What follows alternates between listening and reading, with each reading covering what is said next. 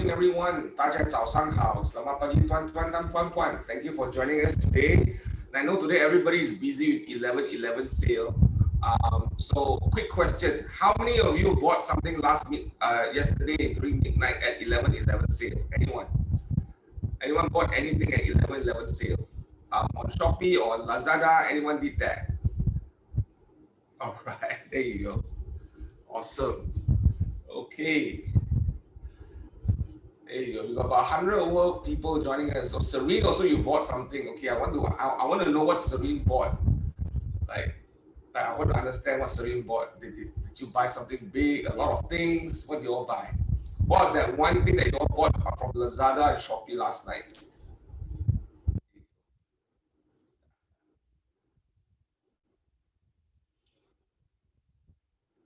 As we're waiting for a lot of people to come in, I'm just going to quickly talk about today's session, right? The first time I met Lucas Sherraden was, I think, in May 2019. And he had about 30-40 minutes with us in the group, in that Bill Soveroff's room in Austin, Texas. And we were about to launch our region in September that year. And he was kind enough, so happened I think he was in Austin that time, and he was kind enough to go in that room and share certain things about growth and certain concepts and ideas and philosophy about how to run business and life. And I came out that meeting, until today, one of the biggest impact I had was when he talks about growth, he talks about standards. And when there's no standards, there's no growth.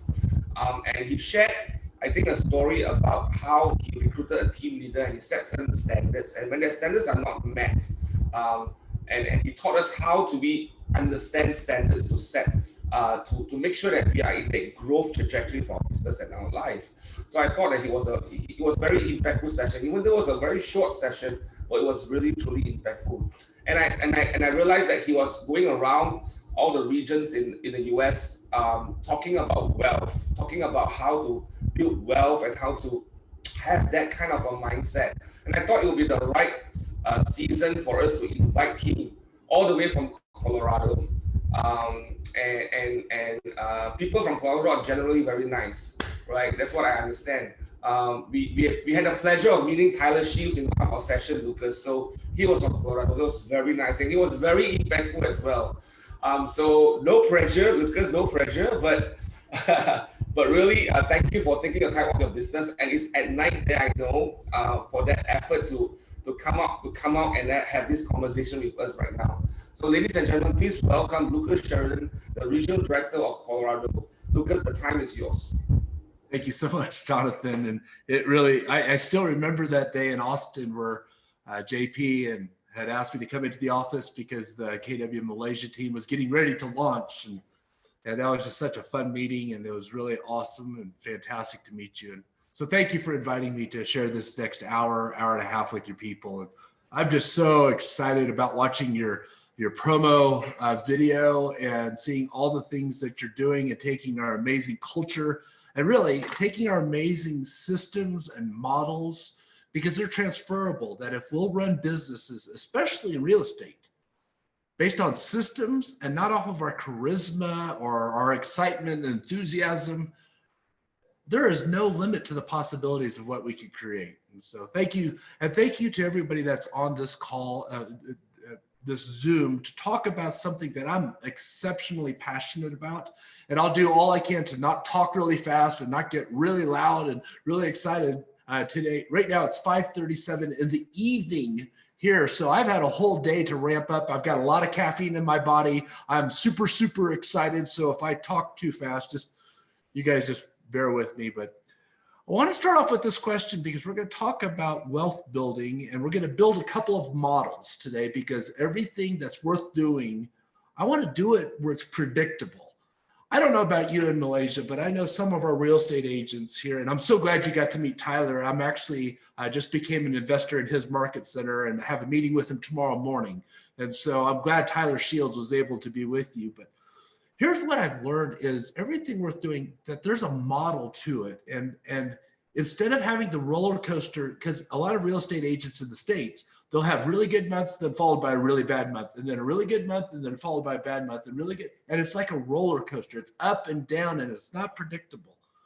Well, when it comes to wealth, I want to have predictable wealth. So this is what I want to ask first, and you can put it in the chat box if you could. And I'd like as many people, we've got 155 people on this Zoom right now. I'd like as many of you as possible to put your thoughts on what is wealth. And I'd like you just to list in your mind, when you think of wealth, what do you think it is? And as we begin this conversation on wealth building, I want us to establish some definitions and some ideas of what is wealth, because, and I'm going to go ahead and start putting them in the chat box now, because yeah, and some people think it's money. Somebody says there's no sound, and so wealth may be a set of new speakers. That'd be awesome. Or having the speaker use his microphone, that would be fantastic as well. But yeah, so put your ideas. What is wealth? Oh, I like that from Lily. Freedom and financial freedom. Yeah, I love those ideas. What else is wealth? Quality time. Rich. Yeah, I remember growing up, and there was a show when I was growing up back in the 80s called Heart to Heart. And I remember thinking, oh my gosh, they drive convertibles, and they got these things in their car where they could actually pick up a telephone, and it had a wire connected to something, and they would call the mobile operator, and they had a butler, and that was wealth. Yeah, I love that. Health is wealth. Being able to communicate easily, financial freedom, health and peace of mind. Oh, I love that. Being fulfilled in something, happiness, accumulation. Oh, I like that, Eric. Wealth equals knowledge. These are all amazing. And here's the challenge in it is if we don't know what the target is that we're aiming at, then will we ever really hit it? And so for me, wealth, we're going to talk about 8 categories that I define wealth in and how I proceed with that. Because for me, after being able to make some money and sell some real estate and then be able to buy some offices and have some passive income and buy some rental properties, I found out and I've discovered that money is only good for the good that it can do. And money is really an outward measure of an internal reality. Let me say that again. Money is only an outward measure of an internal reality. Jim Rohn said this, that your net worth will never exceed your self-worth. That's something to write down, that your net worth will never exceed your self-worth. And in fact, he went on to say that your income will reflect your philosophy. And what he meant by that is your income will reflect how you think about money, how you think about relationships, how you think about adventure, how you think about health. I love that, Elaine. How, in fact, your philosophy about it, what is abundant life? What is a big life? And so we're going to build 2 models around that. So here's my second question before we start building some models together is, now that we kind of have an idea of what wealth may be, when it comes to finances, I'm going to get real clear on how I define that.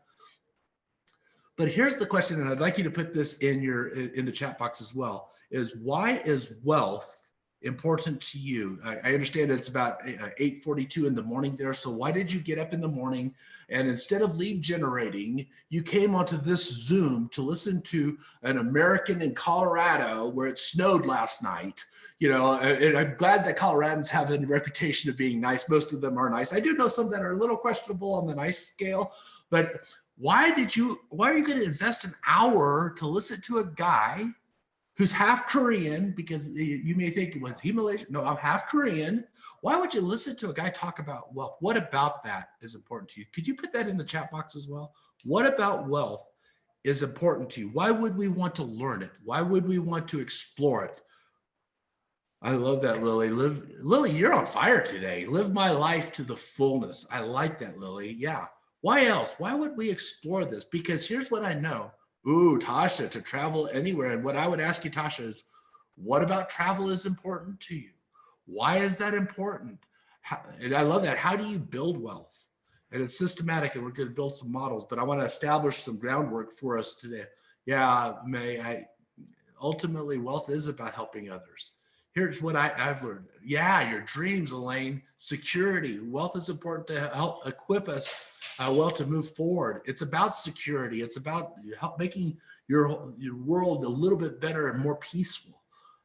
I know for me, wealth became really important to me for two things: for peace of mind and for the capacity to go to my family and to my loved ones and never have to say no. Now I get to say no. I have 4 kids. They're all in 20 plus. One of them may or may not be listening to me talk right now. However, here's the thing is when they come to me and ask me for something, I never want to have to say no because I don't have the money or the financial resources. Does that make sense? I want to have options. I want to be able to say yes. I want to be able to provide what they need. And here's what I know with my kids: the older they get, the more expensive they become. I thought once they got out of the house, everything would get cheaper. It doesn't. And so here's what I would like to tell is make sure you know, number one, what wealth means to you. And I'm going to be real clear for me. Wealth for me means freedom. It means security. It means peace. I will do anything to have peace of mind. And here's what I know. If you stress out with no money and very little money, you will stress out even more so with a lot of money. You may want to write this down. Money never has ruined anyone. Money only revealed what was already inside the heart of a person. So think about it this way. Money in the hands of Mother Teresa looks in a specific way, yes? Money in the hands of Adolf Hitler looked a different way, and yet it was the same money. Money doesn't reveal, money does not ruin, money does not cause, money just reveals what already was inside of a person. So here's what I would say. If you are generous with $10, you'll be generous with $10 million. If you were stingy with $10, you'll be stingy with $10 million. If you were a jerk with $100, you'll be a jerk with $100 million. It just reveals and magnifies who you really are. So guess what the secret of life is in this wealth journey? Be amazing right now. Be the best thousandaire that you can be before you become the best millionaire you can be. Be a person who lives with certain disciplines and certain standards. I love that, Jonathan. You remembered that because there's a difference between a goal and a standard. A goal, I may or may not, I'm trying to lose weight right now, right? I'm trying to shed off a couple extra pounds. If I hit it, awesome. If I don't hit it, well, okay, I'll do better the next day, right? That's a goal. A standard says if you don't do this, you don't get that, period. If you're married, think about this. I'm going to do 90% of the standard of marriage. How's that going to work for you? It's not. Are you hearing this? When it comes to your business, you get to establish goals and you get to establish standards. There's goals that if you hit it, great. If you don't, we'll do better next time. But there's standards that if you don't hit it, for me, wealth became standards. I love several of these things: to live stress-free, to be able to retire happily when the time comes, to gain full control of your life. So would it be okay if we build some models today? Because if it's not okay, it's going to get to be a really weird Zoom because I'm going to build some models anyway. So I'm going to share with you a screen, and hopefully everything works here. There we go. And we're going to build some models. So in my mind, what this looks like is, in English, we read left to right. So if we're building a model, we always start with the far right. So this is what it is. My end goal is to live a big life. How many of you on this call choose to live a big life? Yes? Awesome. So here's the thing. We're going to dive into, on this class, this is about a 4-session class. So we're only going to dive today into those 8 categories of what a big life looks like. But what has to happen in business world before I could get a big life? Well, what has to happen is I have to have a big business. And the big business goes to fund that big life. And we talk, and maybe I'll come back and teach it some other time. I know Jonathan's trying to get me to fly out to Malaysia. Just told me it was 5 full-length films and 3 meals, and I'm in Malaysia. So I don't know if that's true or not. That sounds really overly simplistic. And in fact, I think we just need to call Bill Soderoff and tell him to bring the KW private jet to me and pick me up and take me there. But you guys work on that in Malaysia. If you could get that done, that would be really quite remarkable. But in big business, we talk about the STP for the purpose of profit. And STP stands for systems, tools, and people. So how do I succeed through others? Here's the reality of my life. And this isn't bragging. This is really just true, though. My personal money is fine. Now I build wealth, not for my money. I build wealth because I have team leaders that work for me that want to live a big life. So now I'm building wealth to give them a bigger opportunity at wealth building. Does that make sense? If you're a successful agent, some of you are making enough money, but it may transcend to saying, okay, I want my business to grow so I can give opportunities to buyer's agents and to admin people and to transaction coordinators, and I could give them a big life. So we build a big life, we build a big business to fund our big lives. And before we can have a big business, I say we have to have a tribe. We have to have a group. I love the fact that we're on a call with 176 Malaysians, because that tells me that there's a possibility that we could have this community, this gathering, this group of leaders that say, you know what? We don't have it all figured out about wealth yet. We don't have it all figured out about how to build this big business, but together, everybody achieves more. Together, we learn off of each other. And all of a sudden, 1 + 1 doesn't equal 2. One person plus one person equals 1,000, because together we achieve more. And before we build a tribe, this is really important. And I hope we get this, because we're going to talk about this first one first, and then we're going to talk about the 8 categories. And then I'm going to ask you for some ahas and take a breath here. Is before we can build a tribe that has a big business that builds a big life, we have to have a vision. And what a vision for me is it's a clear picture. It's a clear picture of what our preferred future looks like. What do I look like? What do my key relationships look like? What does my money look like? What kind of adventures am I going on? Somebody said they wanted to travel. Where are you traveling to? What kind of hotels are you staying in? Painting a very clear picture in your mind of what your vision of your life is. Now, here's what I want to tell you this, and write this down, please. Vision is a decision. Vision is a decision. And here's what I've discovered. If you don't decide what your vision for your life, for your family, for your adventures, for your wealth, for your business, if you don't decide what your vision is, the world stands ready to impose its vision on you. So you're either going to live a life by design, or you're going to live a life by default and what life just hands to you. 2020 has been a weird year, hasn't it? Yes? Has it been weird in Malaysia too? It's been weird in the States. We've had a pandemic here where a lot of us have had to stay home, and we've had to work differently and how to learn how to do Zooms and how to learn how to do digital marketing and virtual showings. And it's just been different. But here's the thing that governs us in the world that may be tumultuous is, what is our vision for life? So it starts with a vision. Then we build a tribe of people around us. It's all about the who. That's what I love about what you're building with Keller Williams in Malaysia, is you're building a tribe, you're building a community, you're building a group of people who say, we're not satisfied with what we used to have.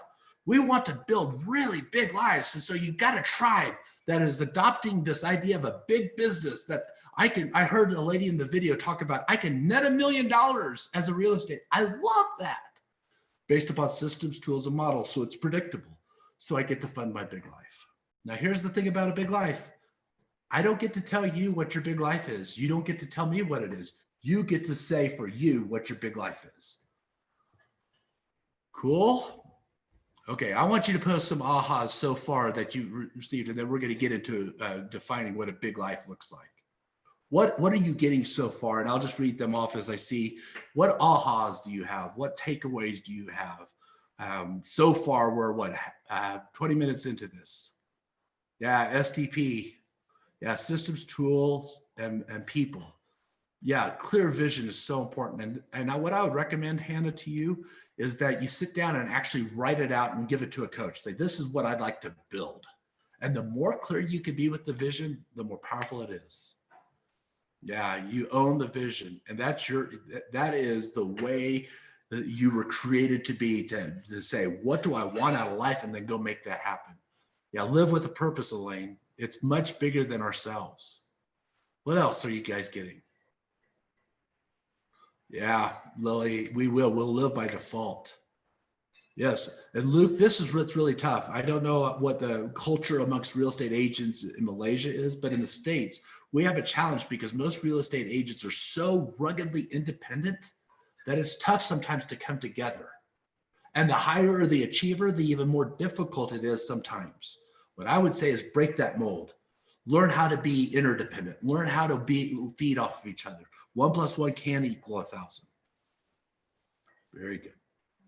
So can I share with you what my 8 categories of wealth building are? And they really served me really well. Yeah, Noreen, yes, it does. It just reveals what you are inside, and you're going to be awesome. We're going to talk about that in this next section. Okay, let me share the screen. So here are the 8 categories, and I track them in this order. And every year, like right now, on November 10th, I'm actually sitting down and setting 2021 goals. And I set goals in each one of these 8 categories.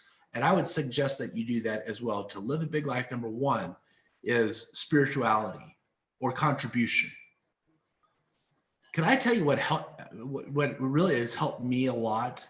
And Gary Keller is really big on this, that when we talk about spirituality, Keller Williams openly says we're about God, family, then business.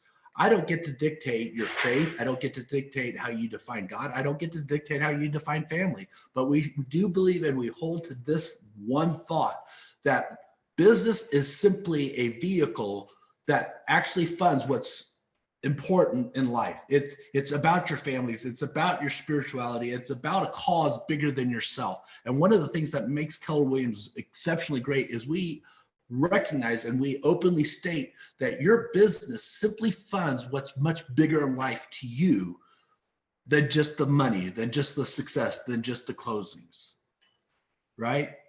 This is how I start off all goal setting, because finances has become a thing for me. I grew up in pretty much abject poverty. I grew up very, very poor. I grew up with hardly any money. All the clothes that I wore were hand-me-downs from college students in the college town that I lived in. Our house was exceptionally small. My mom would take chicken bones and boil them 3 or 4 times to make more chicken soup so we'd have something to eat. So I grew up without a lot of money.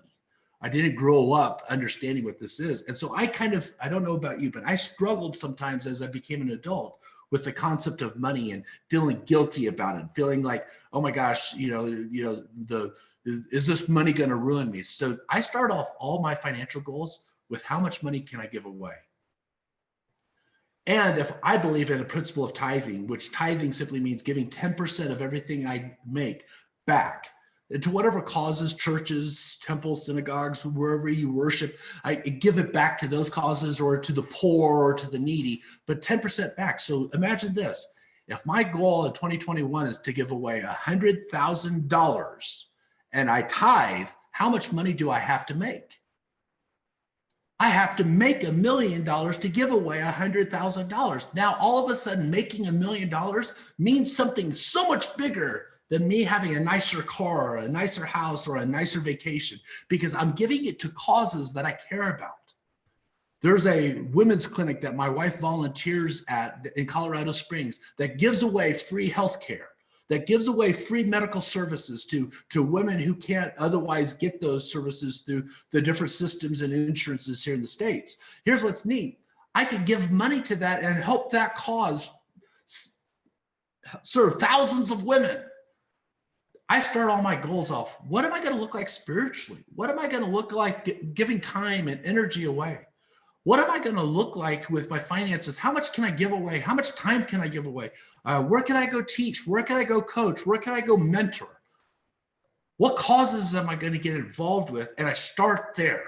And I get really specific with those kind of goals, because I love how I'm hearing many of you already share with, hang on, let me look at the chat.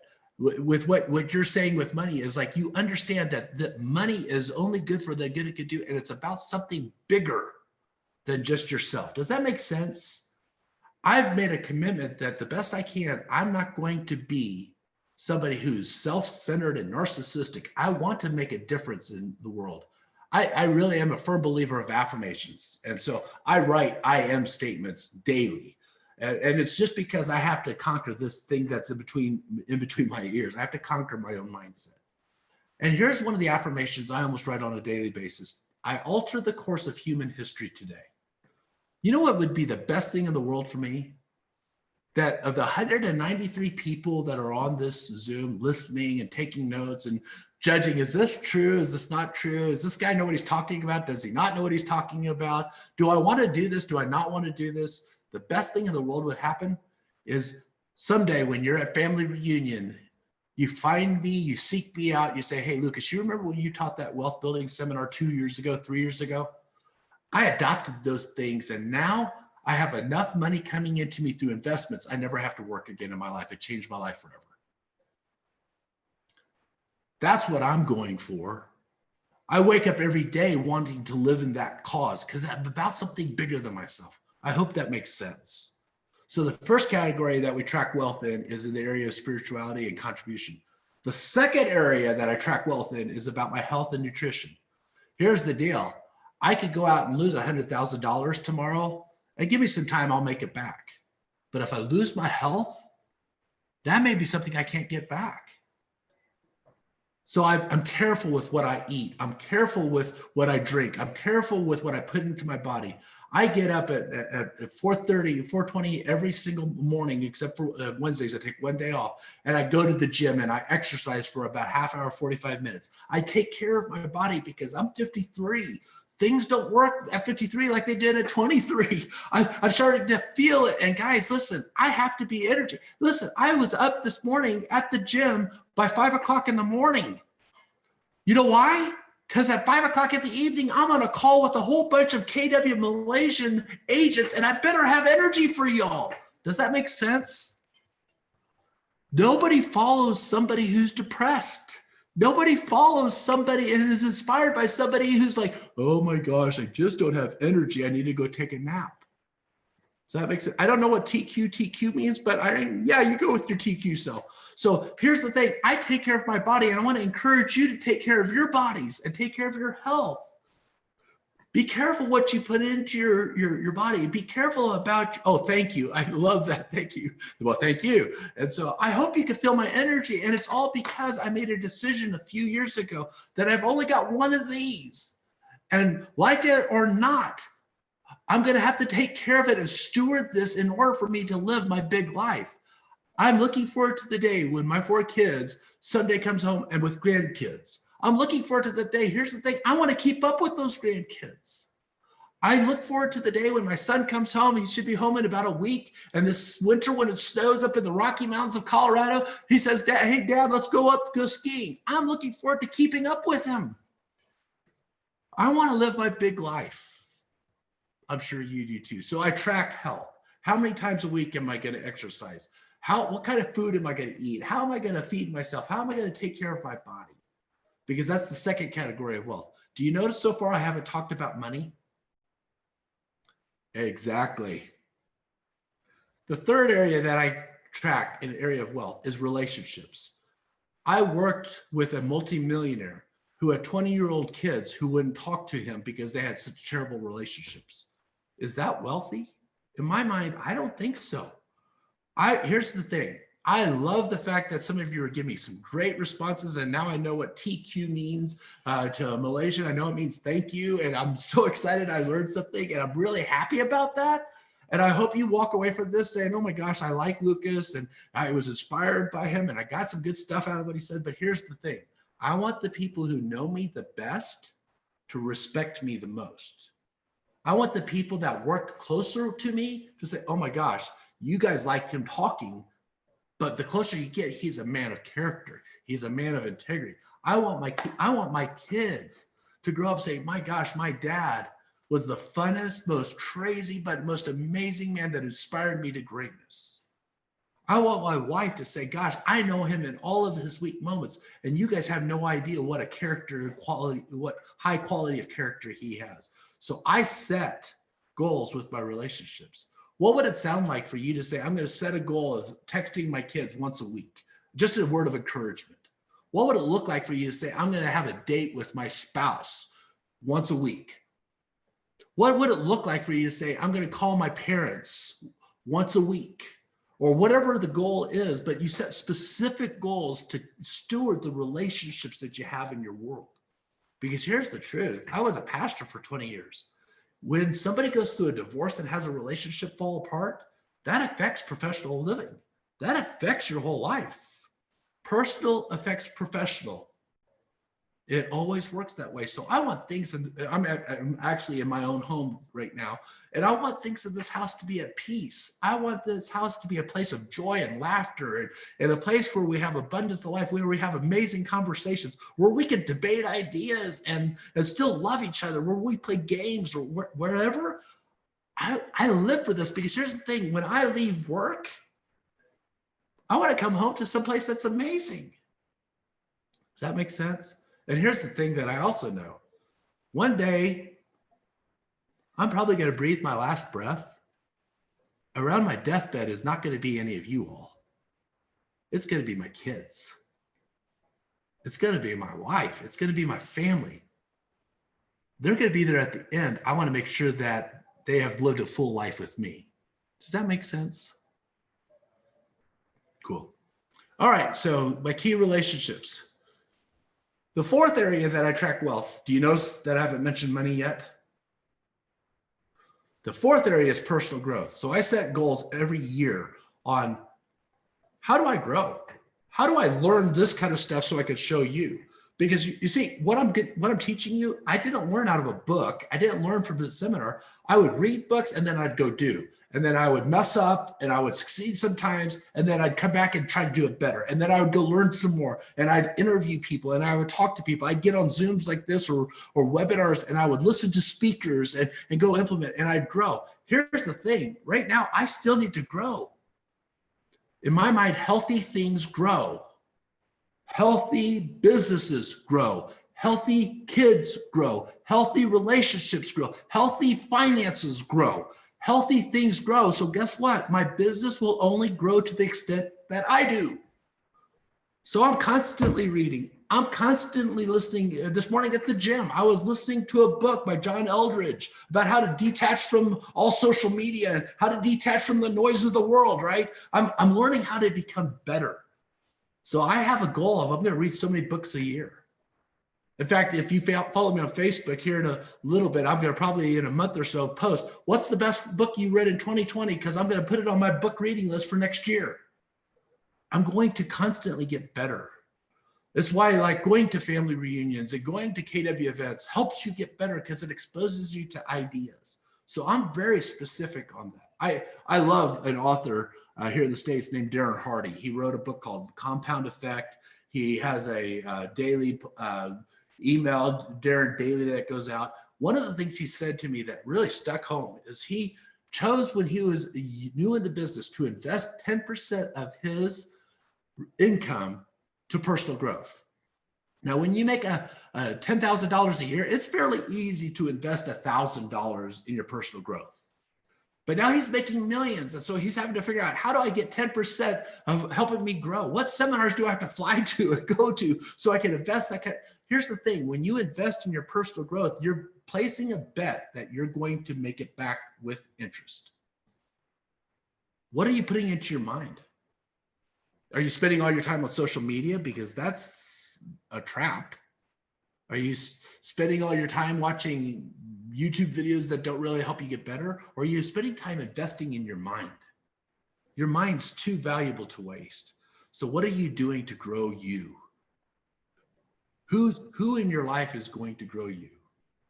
I remember I had a really challenging moment that actually was kind of a mile marker for me. When I first started out in real estate, I had started with another company and I went broke really fast. I didn't sell very much real estate and I was scared, and I was about $100,000 in credit card debt. And I don't know, you've listened to me for maybe about 40 minutes. And my favorite person to pick on is me. I like to make fun of myself an awful lot, to a fault. And I remember one time standing at a gym, my kids were playing basketball at their middle school at that time. And I was waiting on my son who was playing high school basketball to play his game. And in between games, somebody came up to me and was talking to me about real estate. And I wasn't doing really well and I was scared. And I remember saying something to the effect to this person, something to the effect of, as if I'll ever sell a house. Ha, ha, ha, ha, ha. And at that time, my 13-year-old daughter, Danielle, walked up and heard me say that joke. And she looked at me and she said, Dad, you are a good realtor, aren't you? She put her hand on my arm and I looked at her in her eyes and said, oh my goodness, yes, sweetheart, I am. And I finished the statement in my head, and I wasn't 10 seconds ago. Greatness is a decision. You choose on a daily basis if you're going to be great at wealth building, at your business, at real estate practice, at running a business. You make a decision at where you put your time and your energy and how you develop yourself. 4 qualities in, we talk about spirituality, we talk about health and nutrition, we talk about relationships, we talk about personal growth, read books, consume information that helps you get to where you want to go. The next thing is your environment and tribe. Jonathan, I tell you what, you know why I so love this company? I love this company because I find like-minded people who want to live a big life and who'll cheer me on. Yeah. Yeah, Jonathan, that day in Austin, you know when they told me that I was going to meet with you? Yeah. Yeah. They told me about 15 minutes before, say, hey, do you have any time? Why don't you come and meet with KW Malaysia? I had no time to prepare. I had no heads up. They didn't ask me. It was almost kind of like I had to do it. But guess what? I love doing that because I like being around like-minded people who want to live a big life. And I could tell that by your group there. And you guys all laughed at my jokes, so I knew that you guys were all right. So I want a tribe. And one of the things I love about Keller Williams. Awesome. Yeah.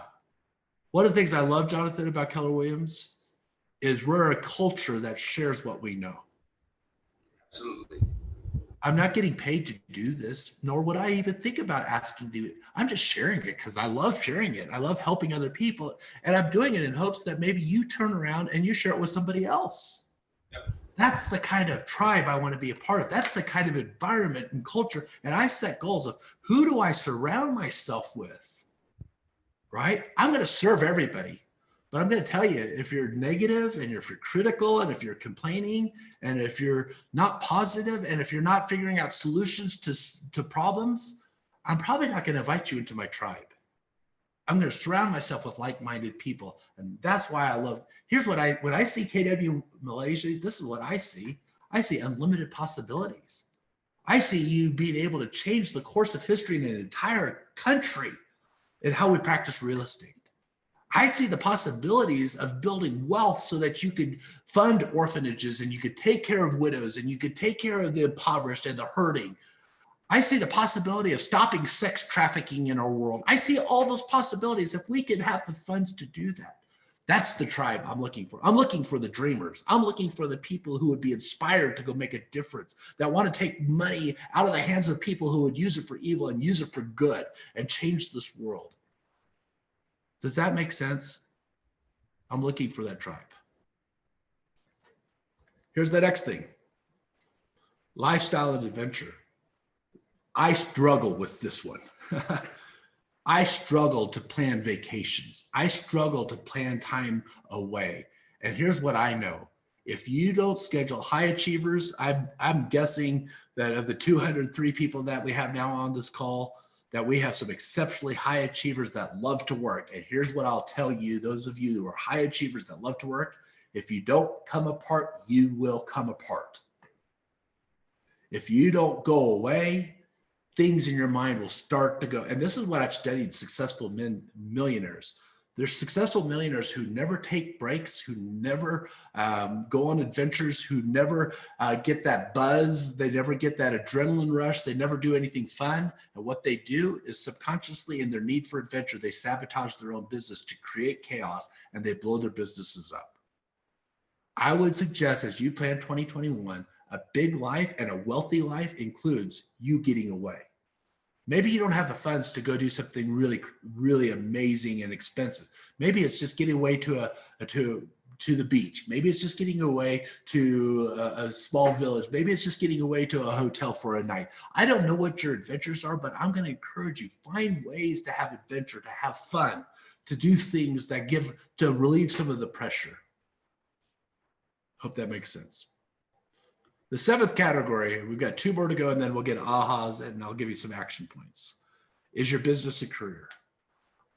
I tell you what, I don't know who put together your video, that promoed that was before this, but I tell you what, you're telling your story, because here's what we know.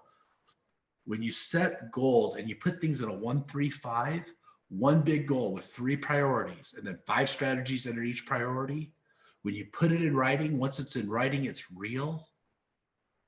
Set goals for your business, and then how are you going to accomplish that? What's your lead generation model? What's your economic model? What's your organizational model? What's your budget model? Run your business off of models. Here's what Warren Buffett said. Warren Buffett said, many people say, don't put all your eggs in one basket. And Warren Buffett, one of the great American investors, say, put all your eggs in one basket. Just make sure nobody takes your basket. Bet on you with your goals, with your business. If you want to make $1 million, if you want to make $100,000, if you want to make $2 million, whatever the goal is, set a plan. And you may not accomplish it in 1 year. I love what Gary Keller says. Gary Keller says we tend to overestimate what we can accomplish in 1 year and grossly underestimate what we can accomplish in 5. Here's what's fun. In 2008, I was a very broke, very in debt, scared, frightened, fearful agent. Fast forward that 10 years or so, become a millionaire because of what the Keller Williams opportunity has presented itself. Does that make sense?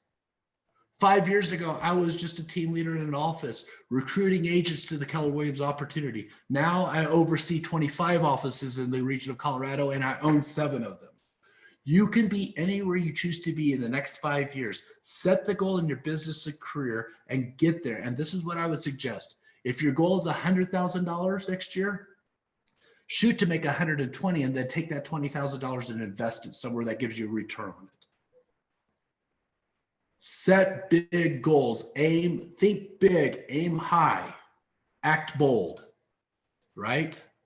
The Millionaire Real Estate Agent book is really literally the blueprint for you to be anywhere you want in the next 5 years. Here's what I struggle with in my business. That greatness is made up in the mundane choices of a daily life. And sometimes my need not to be bored trumps my desire to master a given subject. Is lead generation fun all the time? No, it's not. Is prospecting fun all the time? No. However, over time, it produces a result that becomes predictable and sustainable that funds your perfect life. And then the final area is financial. And I'm going to make a recommendation for you in wealth, and then we're going to open it up for question and answers and ahas. I'm going to ask you to put yourself on a 70-30 split. Are you familiar with 70-30 splits? Is that the model in KW Malaysia? Do our agents on some sort of commission split with their offices? I see some heads shaking. Yes. Okay. So I'm going to ask you, when you make $10,000, put $7,000 towards your personal budget and what you need to live on, and then take $3,000 and set it aside. So here's how the 70-30 split works. 70% you live on, 10% you give away. 10% you put it into the bank and you save it in case you run into a financial emergency. Your car stops working, you have a problem in your house. You put 10% in an emergency fund, and then 10% you put into a fund and you let it sit there until the right investment opportunity comes along, and then you have cash to go do whatever it is you want to do. 70% live on, 10% give away, 10% save for a rainy day and a problem, and 10% in a fund to invest. Imagine what it would look like if KW Malaysia said, we're going to go out and buy rental properties. We're going to go out and buy buildings. We're going to go out and buy businesses. We're going to go out and buy things. And then the passive income funds our life. So here's my definition of financial wealth for me. When my passive income is great enough to take care of all my monthly bills, because then I never have to work. Now I get to work. See, here's the challenge with most real estate agents. You're not working for the joy of working and serving people. You're working because you have to. I want to work because I choose to, because my money's already taken care of, and I could do that through wealth. Think about this. Who is the best fiduciary for a buyer or a seller? Somebody that has enough money and they're taken care of and they don't need that closing? or the person that has to have that closing. And so they force the deal, they make sure that it happens, even if it means sacrificing integrity and ethics. I want you to live in abundance, because when you live in abundance, you actually take care of your clients a lot better. So set big financial goals and then chart out a path to get that. All right. So what ahas do you have? What questions, answers? Jonathan, I don't know how you typically open your question and answers up. I hope this has been helpful, though. Yes, very helpful, Lucas. Lucas, I've got a quick follow-up questions from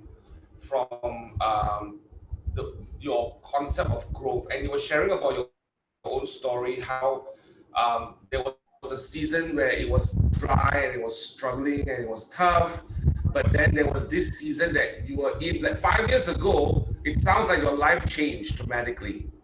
Can you talk a little bit more deeper? What did you do differently that caused you to have that dramatic change from just being a team leader and now running over 27 market centers in Colorado? What happened? There's several, Jonathan, that's really a good question. Several questions. Number one, I adopted a system on how to grow a market center instead of just doing it off my charisma, doing it off my charm, doing it off my capacity to speak to a crowd. So I adopted a system. Number two, I hired a coach. I wrote a check every single month to have somebody call me for a half-hour a week and hold me to the standards and goals that I had set. I had the same coach for the entire time I was a team leader, and he is one of my number one consultants, so I hired a coach. Number three, I began to invest in myself. And Jonathan, I started doing all I could to hang out and spend time with people who were doing more than I would, so I would grow into that conversation. What I had done before was hang out with my buddies, hung out with the people who were achieving at my level, because they didn't stretch me. They didn't make me feel uncomfortable. So I started deliberately interviewing and talking to people who were up here so that I would grow into those conversations. So three things: I adopted a system, and wealth is a system. Number two, I hired a coach. And that's an investment. That's not an expense. And number three, I began to seek out people who were living a bigger life and achieving more than I was. And that made all the difference for me. And I guess number four, then I had to be aware, the book Compound Effect by Darren Hardy helped me with this a lot, that success isn't about that one big home run that you hit. Success is about hitting a bunch of daily singles. Like in my world as a owner of market centers, I tell my team leaders, set 3 appointments every day. If you don't set 3 appointments every day, you did not do your job this day. And then at 5 o'clock in the evening, I want you to text me about the 3 appointments you set that day, because I know if they do that 5 days a week, they're going to have 40 appointments or more every single month. And over time, those 40 appointments, they're going to actually get good at those appointments. And I don't have to teach them how to be good at the appointment if they will just do the daily activity. And any team leader could set 3 appointments a day. And so I began to say daily, I'm going to do the small incremental things that's going to lead to a big difference down the road. Great question. It sounds like setting the standards was really the key factor that kind of started the whole ball rolling in that growth trajectory, right? Yeah. I have a follow-up questions from here. As an agent, I'm coming from an agent mindset and the perspective of an agent right now, because I think probably generally all the audience here today are mostly agents. Of course, we have some leadership people as well, but as from an agent standpoint, what will be a good example of a good standard for us to set as an agent to get that growth trajectory moving forward? Yeah, so for me, when I was an agent before I was a team leader. It was the exact same thing. I hired a coach, and my coach told me, you're going to talk to 20 people every day, 5 days a week. So you're going to talk to 100 people every single week. And after you go your first week through all 100 people that you do know, at that point, you're going to start knowing how to lead generate. So if any agent, this would be my bet, if any agent would learn how to talk to 20 unique people every single day, and in some form say, who do you know that's thinking about buying and selling real estate? This is my bet. You will be 2 to 3 years away from making $1 million. So a standard could be talk to 20 people a day. Then you ask, well, who would I talk to? Then now you become a lead generator, because then you have to figure out, who do I talk to? Because that's a lot of people on a weekly and monthly basis, right? That might be a standard. Maybe the standard is, run Facebook ads so that I generate X amount of leads every single month. I don't know but figure out this is the standard and we don't do anything different from that. And until that's done, nothing else in my day is done. It's what Gary Keller does. That's right. And it's pretty boring, right? It's following through the standard. It's a boring thing to do, right? But success is boring, right? The pathway to success is boring, right? So just a follow-up from there. How do you then encourage all of us that we know that it's boring, it is unnatural? What do we do to keep staying on? Besides having a coach, what else would you prescribe to us right now? Yeah, well, like one of my offices is doing right now, Jonathan, is they actually lead generate together as an office. And they all show up, they have coffee, they role play and script practice before they do that. And then in the same room, and it's noisy as all get out, but in the same room, they're making calls. Now, socially distanced, because we have to do that here in the States, but they're making calls together. So they make it a community thing. They ring a bell when they get a lead. They do things to generate. So maybe you could do it with a group. Maybe you could do it with a group of people. And here's the thing, Jonathan, I usually do these initiatives. I do them for a week really well. And then week 2, I start to go, oh my gosh, I don't want to do this again second week. It's just, I force myself and I make a decision to do that every single time. And Victor, I'll flash the last slide here in just a second. But I would figure out ways to trick my mind into succeeding on a day, because success isn't the award ceremony at the end of the year. Success is, what did you do on Monday morning when you didn't feel like doing it? That's right. There's a question in the chat box from Jonathan Quack. In your opinion, which leadership skills were the most difficult to develop? Yeah, and so for me, I think you probably could tell, but I like to talk. And sometimes leaders don't understand. We were given 2 ears and 1 mouth. And a key to leadership is seeking first to understand before you're understood. And so, and I move really fast. I'm very high sense of urgency, very impatient. I like to get results today. And that works for me in a lot of scenarios, but in so many other scenarios, I've had to learn how to slow way down, listen to people, and then make decisions based upon real information, not my emotions. I think the other thing that I love this question. I think the other thing that's a real challenge for leaders, and that's very difficult to understand or to develop, and really difficult for me, is always come from curiosity and stay out of judgment as long as possible. Because Jonathan, once I form an opinion, once I form an idea that, oh, this person's bad or this person's lazy, man, I kill off all possibilities. But here's the question that helps me a lot, Jonathan. I love this question. What else could this mean? So when I see somebody not lead generating, I want to say they're being lazy, but then I have to stop as a leader. It's like, what else could this mean? Well, this could mean that they just had some tragic news at home. This could mean that they're feeling physically ill. This could mean a lot of other things. So before I start saying you're a bad person or you're not doing your job or whatever, I ask myself, what else could this mean? And I stay in curiosity as long as I can before I put judgment. Absolutely, that's a good one. And I think some leaders who are, especially the high D leaders, we get moving so fast, we just forget about. Yeah. Oh, I can start a support group on that, Jonathan, right? Oh no, we're breaking up. Other people's lives and globally, because we're all in. Yeah. I want to talk a little bit about relationship. Just to clarify certain stuff, and you talk about relationships, right? What are some of your advice for us in our own personal life when we have to kind of manage that relationships as well, and also manage our businesses? How do we find that space and that balance to live that duality as we go along in this, especially in this crisis mode that we are all in right now? Jonathan, I think that for me, the way I manage relationships in business is I have to live by time blocks and calendars.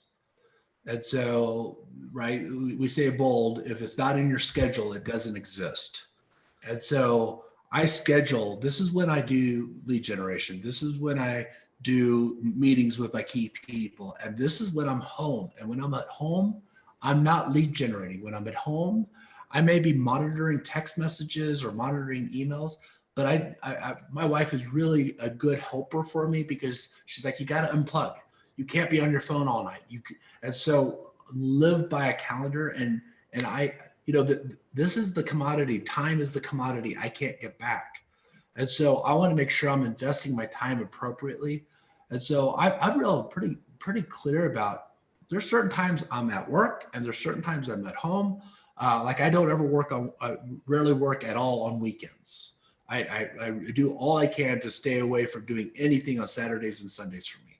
And that's sacred time for me. That's the time I go extra time at the gym, or it's extra time working in my yard or doing the things around my house, or just hanging out, watching, a meaningless movie. It's when I do nothing, right? Because sometimes it's in those moments when we plan nothing that the quality time shows up with the people that are important in my life.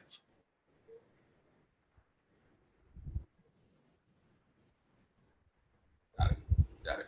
And as a follow-up question here, what are some of the qualities that you look for the relationships and the people that you go into to hang out with right now, especially in the area for personal growth? What qualities do you look for? Yeah, so when I go to hire, I look to go to business with people. There's several things. Number one, I need people that have great energy, that are positive, upbeat. They don't see problems. They see opportunities to find solutions. I don't hire people who just say, here's all the things that are wrong. I hire people that say, here's the thing that I think is not working as well, and here's 3 possible solutions to that. So I look for people with good energy. I look for people with high integrity. If you say that our meeting is at 8 o'clock, or we're meeting at 8 o'clock, we're not meeting at 5 after 8. I look for people with high integrity that do what they say and say what they do. I also look for people that really have a sense that we're a part of a cause bigger than ourselves. I know it's really easy to start looking at life just like this, and I'm looking for people who want to live bigger, that have this heart cry for something more. And so I tend to surround myself with people like that. Great question.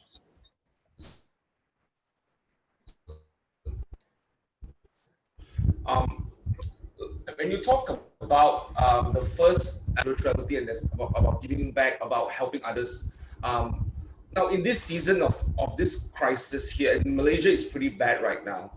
We have political crisis, we have right now a financial crisis, we have a pandemic crisis, and in all this midst of all these challenges, right, how do we then still have that mindset to support one another, to help others, to how do we then come to that space that we are still able to come from contribution to others? Yeah, Jonathan, for me, and as bad as it's got here in the States, and there's been a lot of hitches, and I understand that it's bad in Malaysia. I have to remind myself every day, there's somebody hurting worse than I am. There's somebody that's in more of a desperate need than I am, and I need to go find that person and help them. And I need to see every day I wake up and say, who can I help today? Right? Where can I add value? In my calendar, actually, this is funny because I was just talking about calendar, is I put at 10 till 6 in the evening and 10 till 6 in the morning. At 10 till 6 in the morning, there is a reminder that flashes up on my phone that says, how will I add value to the most important people in my life today? And then at 10 till 6 in the evening, it flashes a reminder, how did I add value to the most important people in my life today? Here's what I know is I've been broke. I've been scared. The moment that I could get my eyes off of myself and how bad I was experiencing the world, and you know what, I'm going to get up today and do all I can to help somebody else, whether it's a word of encouragement, go list a house, go give money, what little I had. When I could put my eyes on helping others, my life got better. And so I would encourage people, like, wake up every day and say, who can I help today? Who can I help today? And maybe I don't have a lot to give, but what I have to give, I can smile. I can encourage. I could text somebody and say, hey, man, I just want to tell you, you're awesome. You're amazing. I can do those things. So instead of Jonathan focusing on what I can't do in a pandemic, let's focus in on what we can do and be really good at that.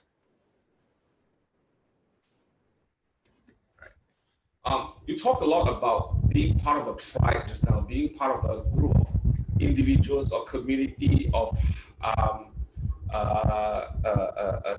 doing things together so that helps each other. Can you talk a little bit more about being part of a tribe? How has that personally helped you when you talk about your own journey in real estate? Before you were in a different tribe, now you're in this tribe. Now, what's that dramatic difference in that perspective?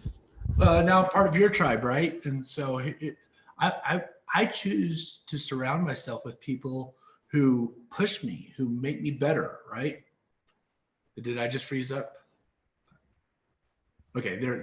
I think my internet's kind of doing some weird things, but I try to find people who push me and who want me to be better, and so I'm looking for that. When I lead generate, I'm looking for people who are like that, who have that same mind. Who I teach wealth building a lot these days, and I love that. The reason why I teach it is because somebody's going to sit in the room and ask a question that I don't know the answer to. That's my tribe. That's like, I don't know. I hadn't thought about that. I just did, what was it? Last week, I did a wealth building seminar for about 30, 40 people in one of my market centers. And some lady said, hey, I got a question. And I started to answer it. And it was like, oh my gosh, I messed that up. And it was kind of, it's like, I don't know. I just totally I need a tribe to make me better. It's not about my pride and it's not about my ego. It's about getting better at life and better at wealth building. So I'm looking for a tribe of people who just think and who don't want to get ugly and who don't want to be nasty, but who want to think and what would the world look like if we did this?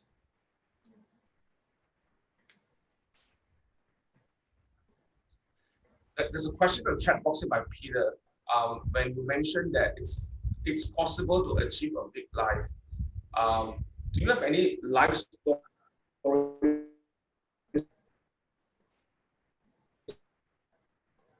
Okay, you kind of broke up there. Any story that you like it's a real story for you in your past encounter about going through that impossible through? Is there anything that you? Yeah, and John, your line's breaking up a little bit, but I think I understand. We're basically. Let me repeat the question. The question was in the chat box. It says that what do you say to someone who think it's impossible to achieve this big life? And the person has asked, do you mind sharing one of your past encounter, or if you have any past encounter with someone like that? Yeah, thank you, Christine. And Peter, I love that question because Henry Ford, who founded the Ford Motor Company, is famous for saying, whether you think you can or you think you can't, you're right. And the challenge that we have in life is whenever I think something's impossible, it becomes impossible. So I have to train my mind to say, how do I live in a world where all things are possible? How do I live in a world where I can achieve anything and it's just a matter of time? And so, and Peter, here's one of the things that's just sad to me. Some people don't choose to go on that journey, and I can't control them. I can influence them. I can do all I can to persuade them, but at the end of the day, they're in charge of their life and how they think about it. I'm in charge of my life. So this is what I'm going to do, Peter. And I love this question. I'm going to live my life so big that I open the door of possibilities for anybody else who wants to go through it as well. And one of the reasons why I build wealth is to show the world that a kid from Lawrence, Kansas, who grew up in abject poverty, who was not a good student in school, who was a pastor for years, not making any money, if he could do it, I can do it. And so, Peter, what I would say is, if you have people in your life saying that's impossible, you go out and show them it's possible. And show them that I just did it, and if I could do it, you could do it as well. And if they still choose not to believe, that's their choice. That's their prerogative. I just can't change that for them. And I'm sad by that. And I'm going to go find a tribe of people who believe it is possible. Awesome.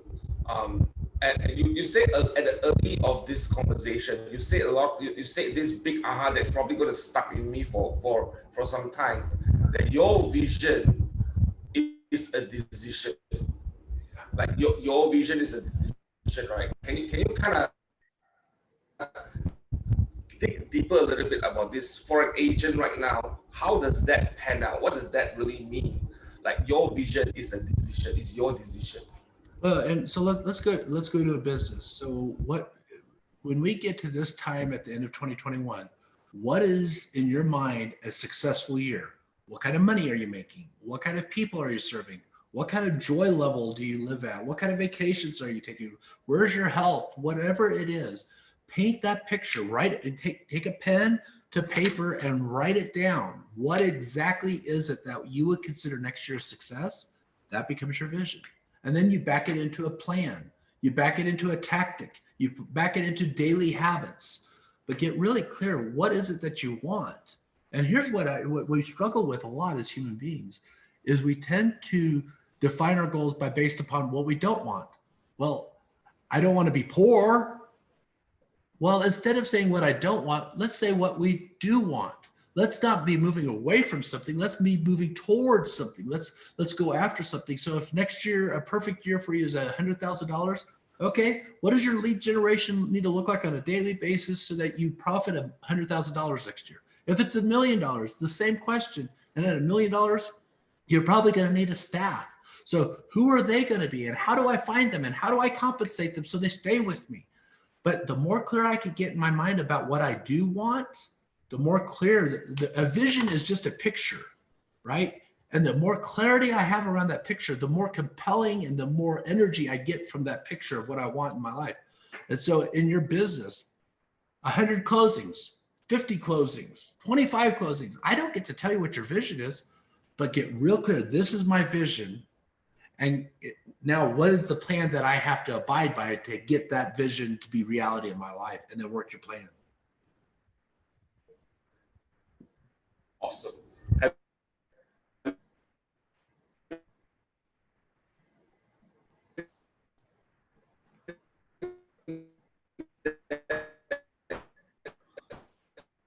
think that's John's line that's breaking up. So. Yeah, Jonathan's line is breaking. I'm sure what you just said, John, was amazing. Brilliant. Clarity of the pathway and what Keith Cunningham said, having that road towards the goal. John, are you asking? That's probably missing from most people when they have a vision, but those steps will achieve our goal.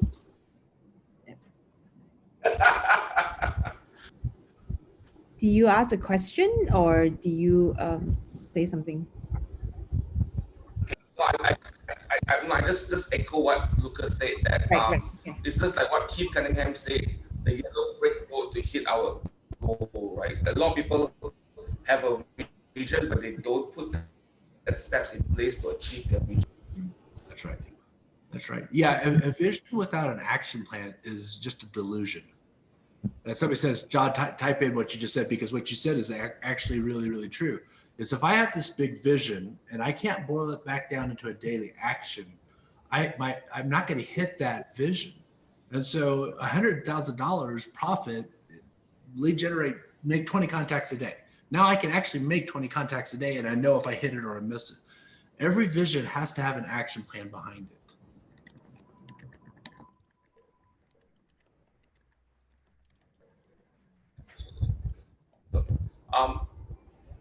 Is there any questions or any ahas on the chat room that you guys want to ask? Because it's not every day you're going to get him, and I probably can't get him tomorrow if you want to have more questions, right? Yeah, feel free to ask any questions and put it in the chat box. How many of you are enjoying this session from Lucas right now? How many of you are getting so much value and so much energy from Lucas to start your day here in Malaysia? And that's the big win for us here, because we are just starting our day and Lucas is ending his day. Yeah, how many of you are enjoying this session right now? Awesome. Is there any more questions on the chat box that anyone wants to ask? There you go. Want to get a coach. What was that tipping point that you make a decision to get a coach for your life and your business? Well, I mean, I was broke. I was scared, and I wasn't making any money, and I had all the excuses in the world, and I fortunately found a really good coach that helped me overcome those. So I signed a contract, started writing a check, and honestly, I was probably at that time about $100,000 in debt. So what's another $1,000 a month going to do? You know, it's like I bet on me. And so I made the decision, and I'm so glad. And I've had a coach ever since then. That was 2009. I've had at least one coach at all times. Sometimes I've had up to 3 coaches at any given time. because I need help. I need somebody who could help keep me on track, keep me accountable, and professionally guide me through the journey of success. Awesome. Thank you very much. I'm going to pass the time. Just hang on there for a while, Lucas. Going to make some quick announcements. Sure. I'm going to pass the time to you for some last sharings or last insights for all. Christine, you want to take the announcement away? Yes. Can we have the announcement slides? Okay, so this week we will still have 2 more trainings. Tomorrow the Market Center trainings are on. It's on from 2 p.m. to 5 p.m. That is Ignite sessions that are going on. On Friday, we still have 2 more trainings, one on land titles in Malaysia, and we have none other than Abang Ikwan and his team who will be taking us through that. In the afternoon, we have another workshop on command. How many of y'all have been attending all our command workshops? You wouldn't want to miss this. We will be going through how you can effectively run your ads with good copywriting. And both Yuan Yim and Yun Ching will be doing that for us. Next. Now, tomorrow we have a very interesting watch party, and we'll be playing a video by Brandon Kane, and he'll be taking us through on the topic on how to hook your leads. We have announced this before, so do sign up for it. Now, this watch party is only applicable for Redfield or KW Malaysia agents only, okay? If you know who celebrities, artists like Rihanna and Taylor Swift is, so Brandon Kane is responsible, and he is their social media consultant, or has been their social media consultant before. So you wouldn't want to miss listening to him. Okay, this is happening tomorrow. We will send out the Zoom link to those who have registered. There is still time to register, so just scan the QR code and you can put your name in for this watch party. Next. We are also selling our books. If you're interested to get the MREA book, The Shift or One Thing, we still have stock available. Just write in to hello@redfield.com, and we can either mail them to you, or you can choose to collect it from your market center when the office opens. All right, I like this announcement because it's got to do with today.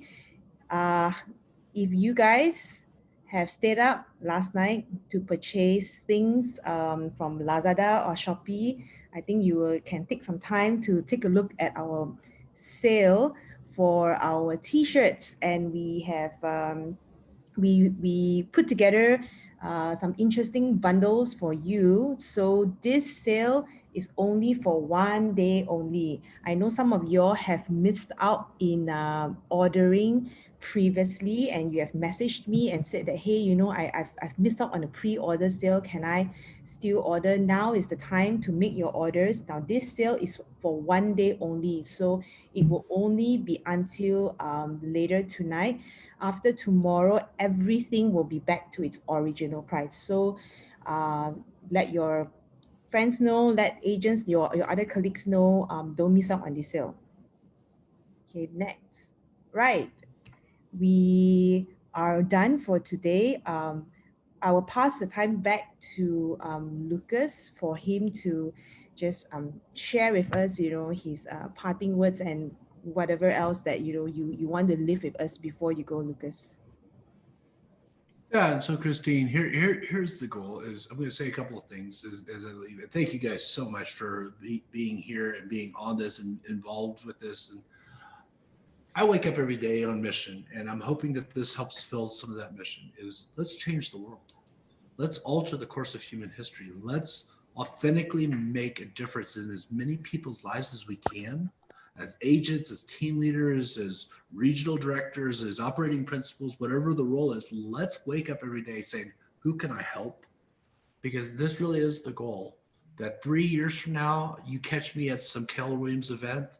You say, you know, that time that you talked there and Jonathan's video was breaking up at the end and you taught on wealth and all.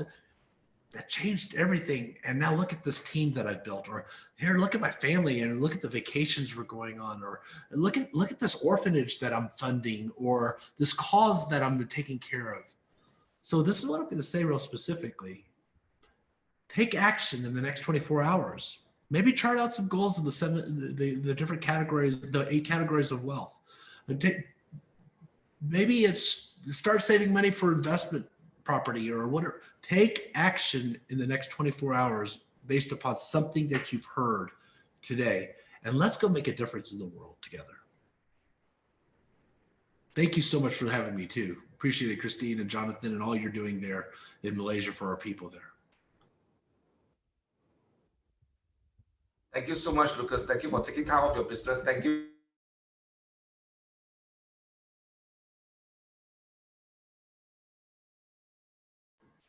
And I think being so real and authentic and being so impactful. You have blessed so much, so many. Man.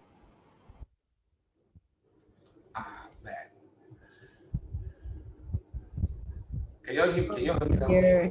Thank you so much for thank you so much for being here with us. Thank you so much for taking your time off to be with us and to share that energy and that impact that for us to do better and progress. So looking forward to see you again, Lucas, either in family reunion in the US or when you are in Malaysia, because you will have some challenges losing weight in Malaysia because we have great food.